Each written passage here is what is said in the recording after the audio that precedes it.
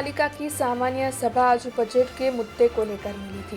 दरअसल इस सामान्य सभा के तहत बजट से जुड़े हुए विभिन्न मुद्दों पर चर्चाएं की गई थी, लेकिन पालिका की बड़ी कचहरी पर आयोजित हुई इस सभा के दौरान वार्ड नंबर 1 के कांग्रेस के काउंसलर पुष्पाबेन वाघेला की ओर से टैबलेट के मुद्दे को उठाते हुए टैबलेट वापस लौटाया गया। दरअसल वडोदरा महानगर पालिका के सभी अधिकारियों को बजट से पहले टैबलेट मुहैया करवाया गया था।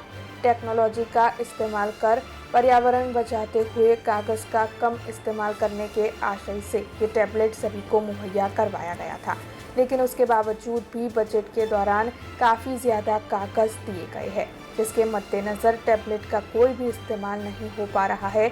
ऐसी बात बताते हुए कॉर्पोरेटर पुष्पाबेन वाघेला की ओर से ये टैबलेट वापस लौटाया गया है। कोईपण कार्य ए सारा आशय साथे थतुं होय एमां सर्वहिताय होय, बराबर छे। आ टेब्लेट જ્યારે આપવાની વાત કરી ત્યારે એક સારો આશય હતો કે પેપરલેસ થશે તો આટલું પર્યાવરણની સુરક્ષા થશે, પટાવાળાઓનું પેટ્રોલનું અને સમયનો બચત થશે, આપણા સભાસદો જે સેક્રેટરી રૂમમાં કામ કરે છે એમને બીજા કામમાં વાળીશું।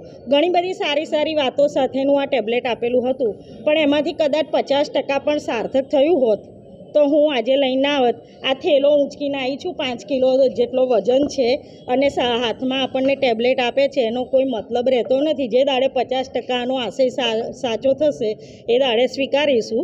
અમે સ્વીકૃતિ સાચા આશય સાથે કરી હતી, પણ એ આશય સાર્થક નથી થતો એટલે હું પરત આપું છું। अब खबरों से लगातार अपडेट रहना हुआ आसान। BRG न्यूज आपके मोबाइल स्क्रीन पर आज ही BRG न्यूज की mobile app Google play store और ऐप स्टोर से डाउनलोड करें और खबरों से लगातार जुड़े रहें।